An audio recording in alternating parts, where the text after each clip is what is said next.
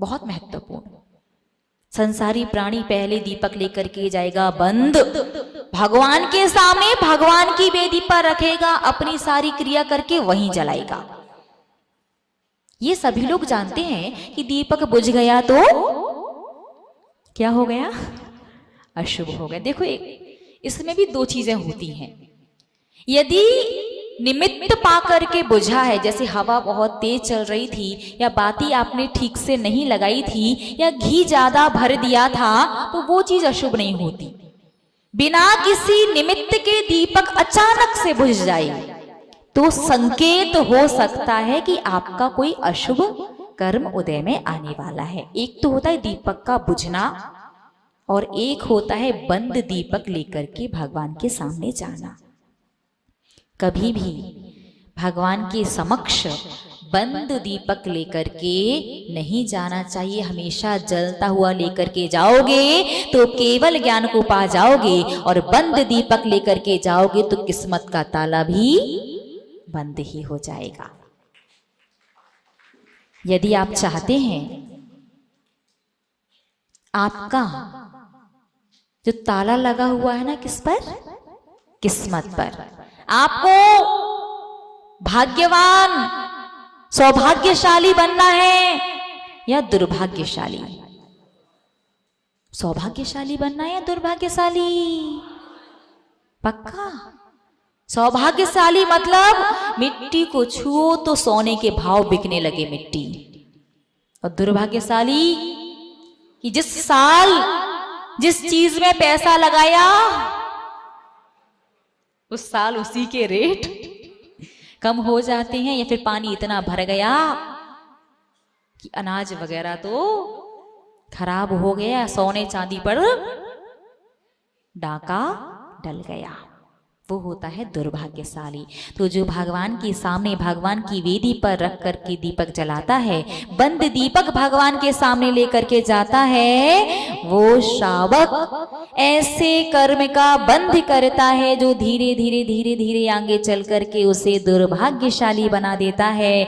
और जो श्रावक भगवान के मंदिर में जलते हुए दीपक के साथ प्रवेश करता है, या यदि बंद दीपक है थोड़ा सा साइड से रख दो, वहां से जला करके भगवान के सामने लेकर के आता है, वो संसार में सौभाग्यशाली बन जाता है।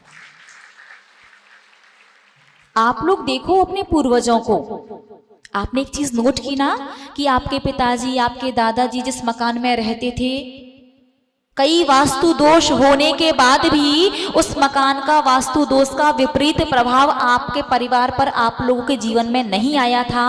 और जब वो पुण्यात्मा जीव चला गया तो आज कई तोड़फोड़ करवा ली, फिर भी वास्तु दोष का प्रभाव कम नहीं हो रहा। क्यों? क्योंकि पहले के समय भले ही मंदिर का एक वास्तु दोष है कि मंदिर का दरवाजा छोटा हुआ करता था, दृष्टि बाहर नहीं जा रही तो मंदिर में वास्तु दोष बन जाता था।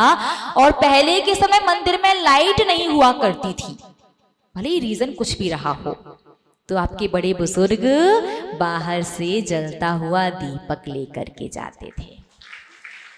रीजन भले ही ये है कि भगवान की प्रतिमा के दर्शन अच्छे से हो जाए, अंदर अंधकार है तो प्रकाश लेकर के जा रहे हैं, लेकिन कभी बंद दीपक लेकर के नहीं गए, इसलिए थोड़ा सा धर्म किया और वो जीवन भर सौभाग्यशाली बन करके जिए।